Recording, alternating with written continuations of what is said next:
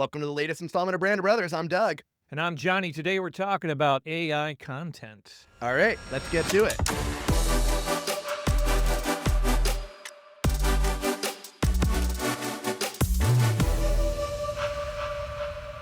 All right, so today we're talking about AI generated content. Oh, are we? Yes, it's quite the hot topic these days. Have you heard of AI? I assume you're talking about Albert Einstein. No? It's Albert Einstein. So ChatGPT, and now there's Claude, there's Google Gemini, there Grok, DeepMind. There's so many of these. You didn't even mention Perplexity. The Perplexity. Well, Perplexity. We'll get into Perplexity. I kind of put that in a slightly different category, but probably not necessary anymore. So all of these platforms can generate tons of content.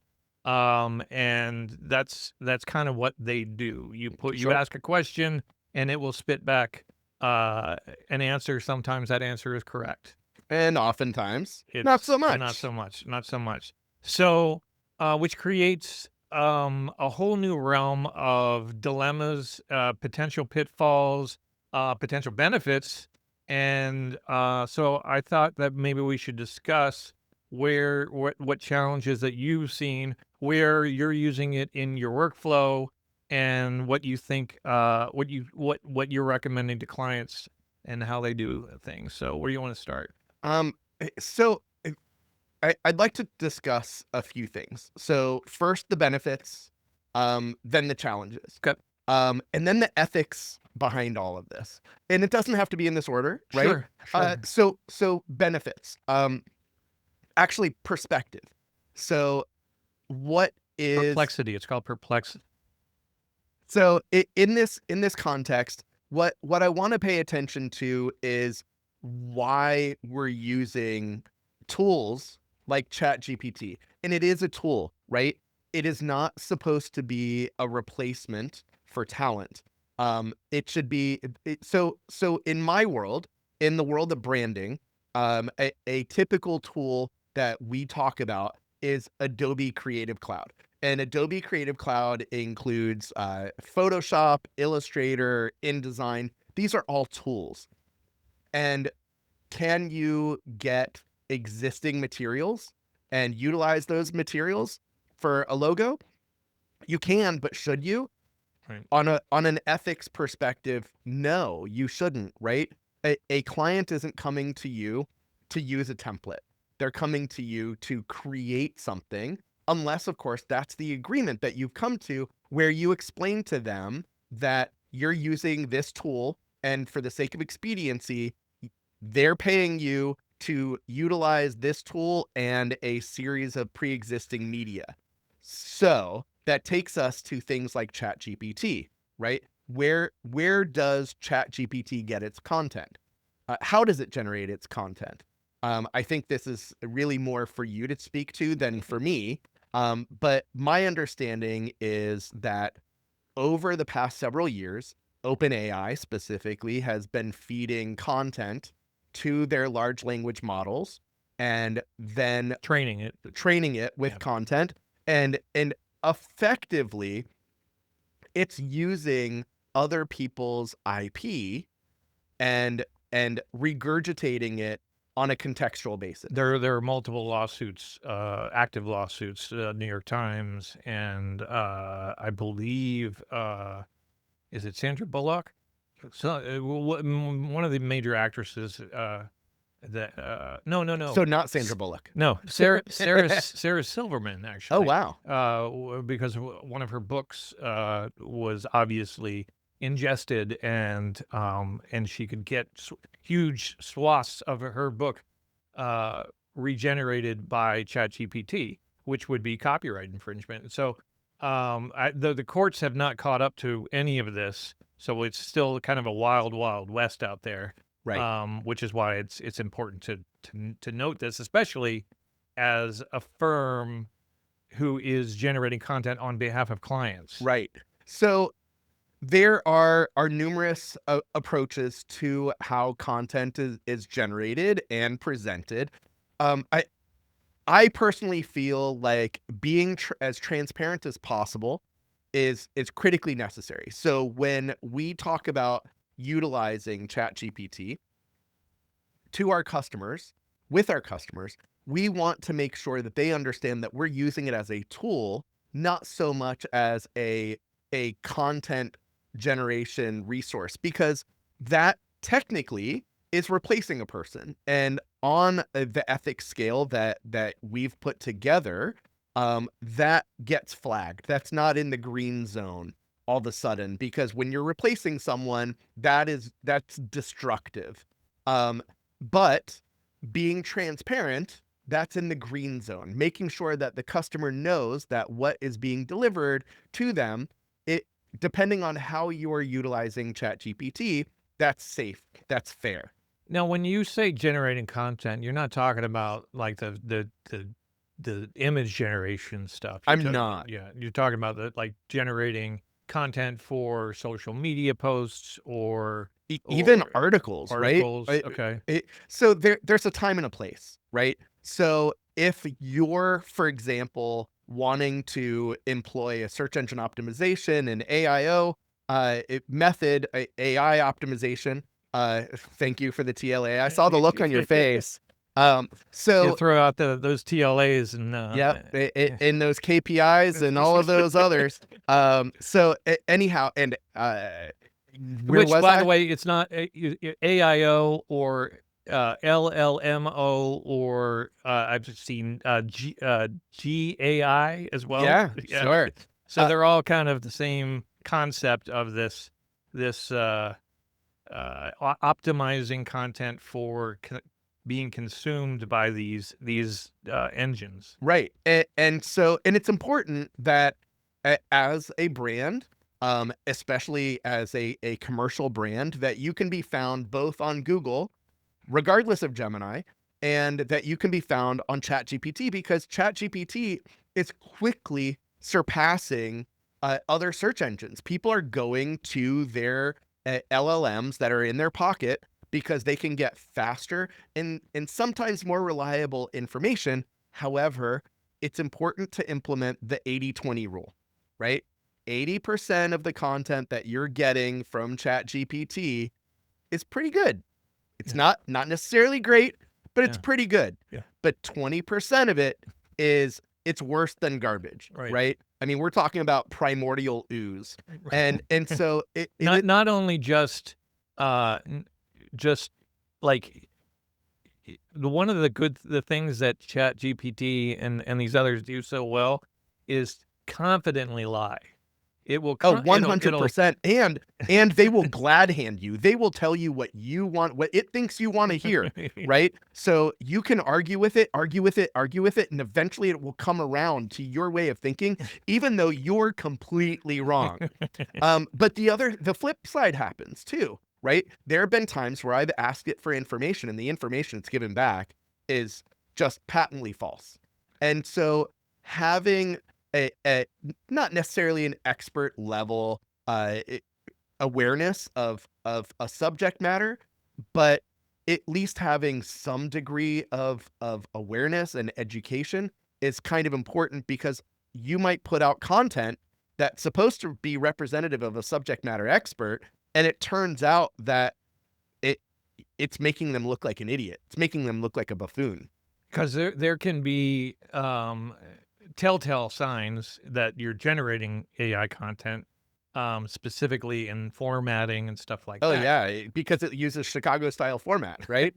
Instead of AP style. And so, all of a sudden, look, the telltale sign with ChatGPT, if you want to know if content was generated by ChatGPT, not only is there a rampant use of M I dashes, love the M dash. but there are no spaces surrounding the M dash either. So not only are you going to get the M dash, you're going to get no spaces around them. And so if you see that, that's a red flag. That means run. That means that someone generated the 80%, but they didn't do the last 20% of the assignment. Well, and that last 20%, I mean, this concept of human in the loop, like that someone that you're not just generating content and then delivering that to the audience, right? Yeah, You're using the content as maybe a starting point, as some foundational clay that an expert is molding into something that's usable, much like a desktop publishing software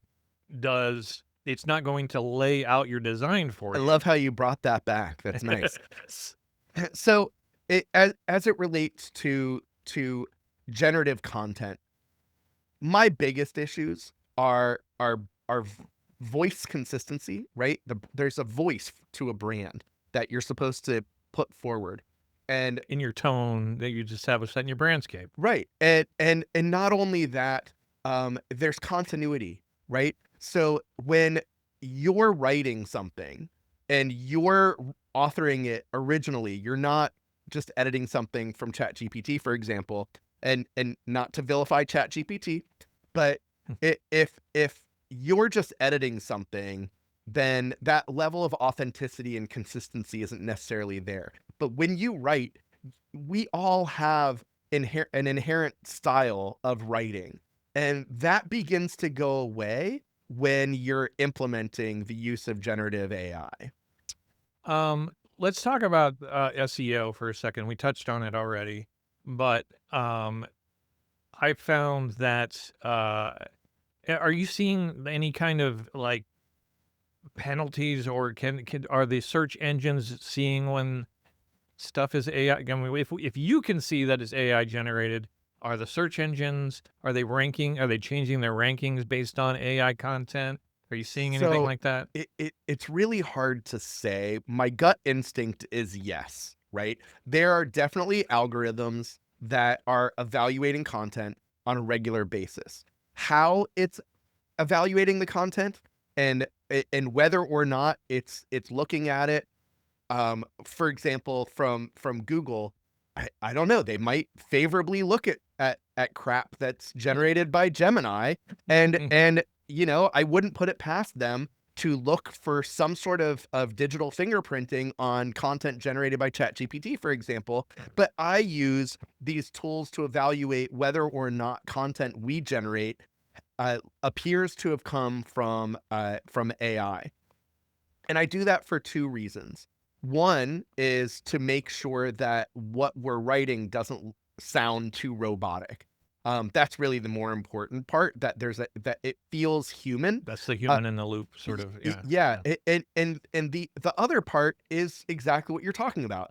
Is there a potential negative? And the irony in all of this is there are times, often, where I author something and I put it into one of these evaluation models, and it's like, oh, that's definitely AI, and it was 100% me. Frankly, I prefer to take content that I originate and put it into AI and ask it what it thinks of what I did and where there are opportunities for improvement. I I find that to be the better utility. I think that that's really where AI, at least the tools where they stand today, are the really strongest point is as a collaboration tool, as a here's what I'm thinking. Help me flush out this idea. It's like having another person that can you Yeah, it's a can you. sounding board. It's a sound. It's literally like a sounding board, and can help elevate your content, take you in directions that you wouldn't have necessarily thought of solo. But it's still not just it's not just the tool generating it for you on your behalf. You're actually collaborating with it as a Yeah. tool. And frankly, as AI evolves, its utility will evolve, its purpose will evolve, the challenges will also become larger and different. But the potential becomes greater. The key part here is that we don't forget the human element. We don't forget the purpose of why we're creating this content, and that we're not just creating content for the sake of creating content. Sounds like a good places to top. I know we have we want to talk about this concept of ethics and AI, but I think we should save that for a different because I think we can go a lot deeper than we have this time in talking about the ethical dilemmas and the potential pitfalls there, because there's a lot of them, and including what you touched on, the copyright issue. Um, but one thing I wanted to talk about was, you know, I've noticed, in my personal life, friends of mine that start businesses or whatnot, they'll go to ChatGPT or one of the AI image generation tools and make their logo. Oh gosh. And I'm starting to see this a lot. And I on the one side, it's a really nice, easy way to generate a quick logo Mhm. if you're just trying. If you're, We've had clients do it for us too, where they're Yeah. like, "Hey, I was ideating using Wally, right?" Yeah, perfect. And we just said ideation and is a perfect tool way to use it. So, um, but like I just had a friend of mine. This is not a client, but that built a logo. She loves the logo that she built. It is a complex um, logo that is a single bitmapped, PNG file or whatever ChatGPT generated, and she went to put it on a T-shirt, and guess what happened? Oops. Yeah, it has its ups and downs. Yeah. From my perspective, listen, the people that are using AI to generate a logo, they are the same people that might use an offshore freelancer because they don't want to invest in their brand, and they don't understand the value and the benefit of working with a professional in that context. And it's fine, right? They will eventually discover there are shortfalls Right. that come with it. First and foremost, you can't own it, right? You can trademark it ish. Right. It's a murky area because if you actually get the trademark, it might be rescinded if it's found to infringe on someone's intellectual property. And then there are other aspects like what you're talking about because it's a rasterized image instead of a vector image. And for those who are unfamiliar, a raster image, it is the resolution and size and scale at which it's rendered, whereas a vector image can be scaled up or down at a whim. Yeah, I think we may get to the point where an AI tool can generate a layered Illustrator file for us, but Yeah. that doesn't exist today yet. Yeah, give it 5 minutes. Actually, by the time we hit stop on the record button, it's probably a thing. Well, I think that's a good place to hit stop on the record button. So, Sounds great. We'll see you guys next time. Thank you for tuning in to Brand of Brothers. Big thank you to our presenting sponsor, Remix, the branding agency, along with production assistance from Johnny Diggz, Simon Jacobson, and me, Doug Berger. We can't forget music by PRO. Speaking of not forgetting, remember to do that like and subscribe thing and find us at brandshowlive.com and follow us on the socials at Brand Show Live.